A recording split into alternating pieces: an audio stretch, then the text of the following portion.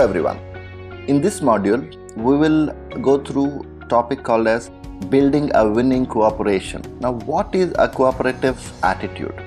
A cooperative attitude is performance power, and a cooperative attitude is critical to building strong, sustainable teams.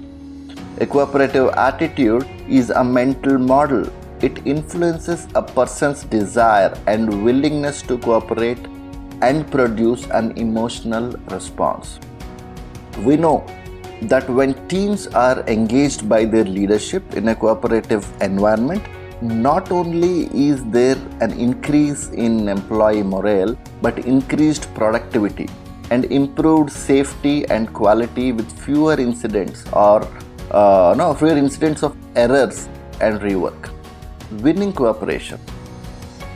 For an organization to run smoothly and meet its goals, it is important to foster a work environment that supports collaboration among colleagues.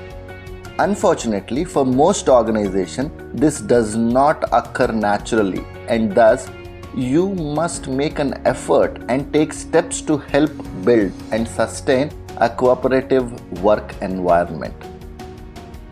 There are many activities and steps that the leadership along with the employees can take to help improve collaborative relationships. Teamwork must become part of the culture. Provide team with the resources they need to work together. Train employees and encourage ongoing learning. Encourage people to socialize outside of work. Clarifying roles and setting expectations. Review individuals' talents. Resolve team conflicts quickly. Let us understand each of these points in little more detail. When I say teamwork must become part of your culture, for co-workers to successfully collaborate, the leadership within the firm must work to make collaboration one of the key values of the enterprise. Employees must see that the leadership within the firm works together as a team to accomplish goals. Also, the company's leadership must award team publicly when they are successful at work together to achieve their objectives. Teamwork must become a part of your culture. To truly improve collaboration, leaders must provide an environment where employees are not afraid to share their ideas. Leaders must create a culture where the exchange of ideas is encouraged and rewarded. Teamwork and collaboration must be central theme of the mission statement to improve collaboration. Provide teams with the resources they need to work together. To make improvements with communication, the organization must provide the necessary resources to the teams. This includes comfortable workspaces where the teams can work together. If the teams are spread out among different locations, then the organization must provide the resource that they allow the teams to work together remotely, such as video conferencing. Finally, the organization should be providing an online collaboration portal for its employees to use for communication. There are many online tools such as Slack that allow employees to communicate easily across different departments. Having the tool to communicate across departments easily is an essential instrument needed to improve collaboration. Train employees and encourage ongoing learning. Working as a collaborative team member is not a skill that everyone is born with. However, it is a skill that can be learned, which is why it is imperative the organization spends the money investing in the employees' teamwork skills. There are fantastic team building courses out there for your employees to attend. Also, there are specific skills employees need to learn to be effective collaborators. One of these skills is the ability to communicate with co-workers effectively. There are practical workshops employees can take to learn how to better communicate through public speaking. Learning public speaking skills will increase their confidence and ability to articulate points, as well as bring them closer together if the course is completed as a group. Encourage people to socialize outside of work. When employees are in the office, they are focused on the task at hand, which means there is little time for co-workers to bond on a personal level. It is vital to team collaboration for people to get to know each other outside the office. The event does not have to be significant, expensive. It could be going to the movies, having a casual lunch, or going for a drink afterward. Participating in a social event will help break down barriers in the office and will help improve collaboration, as co-workers will have built trust and feel more comfortable collaborating together. Clarifying roles and setting expectations. Organizations will find when all employees are on the same page, working collaboratively will quickly become a seamless and natural process. Making sure each employee understands not only his or her role, but the roles of the people around them will help everyone understand the big picture and how they fit into the larger puzzle.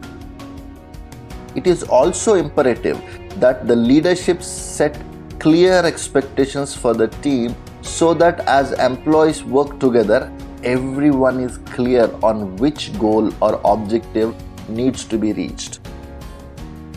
Review individuals' talents. An organization must look at every single employee's skill and place them in a setting where they can add the most value. When forming teams, for them to effectively collaborate, one must identify each individual's strengths and place them with co-workers who will complement those strengths. When each team member is the best at what their role is within the team, you will see them producing results above your expectations. Resolve team conflicts quickly. No team will ever be perfect, and it is crucial for organizations to recognize this and have a system in place to handle any conflicts that arise.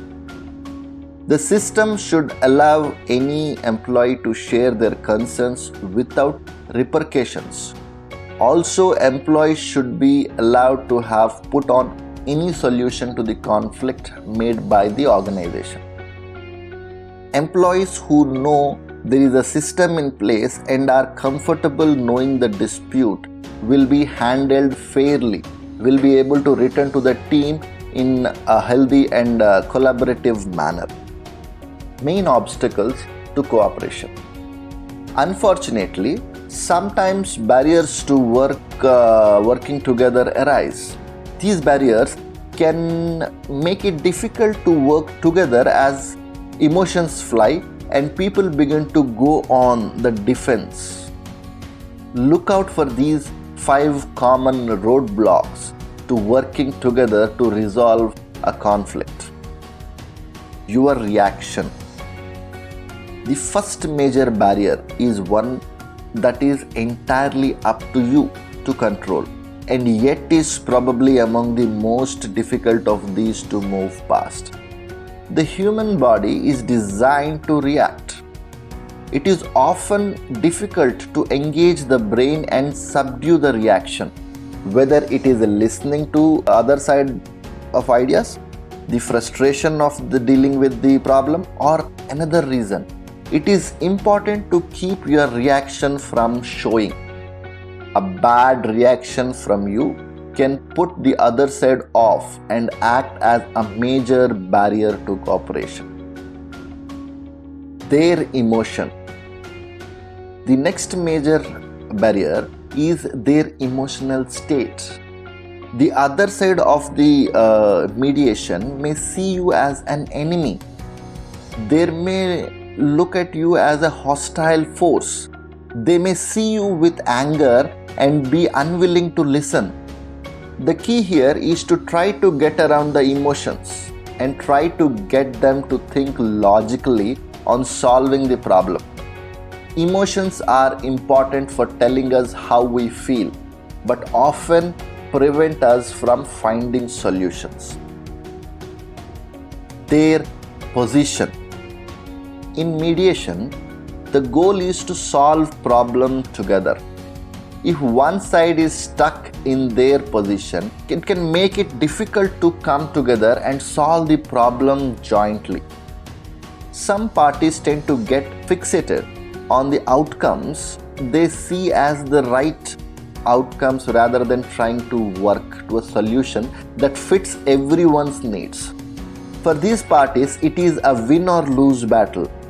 The key to working through this mentality lies in getting the other side to begin to view the mediation session as an opportunity to come up with creative solutions, brainstorm new positions, and compromise rather than win-lose situation.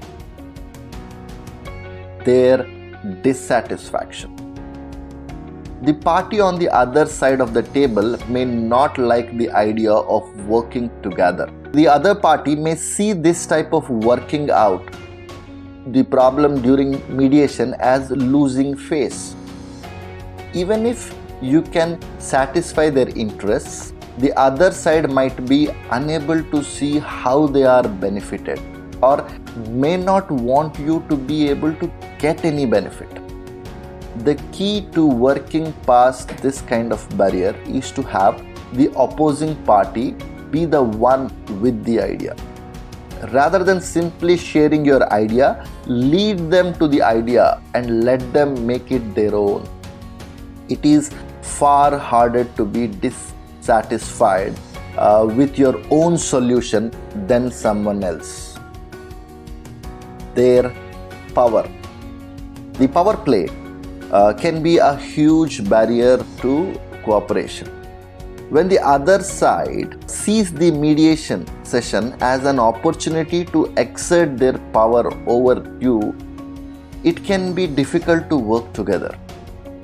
When mediating with the person who sees the whole mediation as a power situation, the key is to make them understand they will gain no power over you by intimidation, but may gain power in cooperation. Only then will they be willing to work together. So as we discussed, winning cooperation has the activities and steps to take help improve collaborative relationships are the 7. Teamwork must become part of your culture. Provide teams with the resources they need to work together. Train employees and encourage ongoing learning. Encourage people to socialize outside of work. Clarifying roles and setting expectations. Review individuals' talents. And the 7th one is resolve team conflicts quickly. And as we're discussing about the main obstacles for cooperation, the 5 common roadblocks to working together to resolve a conflict is: number 1, your reaction. Number 2, their emotion. Number 3, their position. Number 4, their dissatisfaction. And number 5, their power.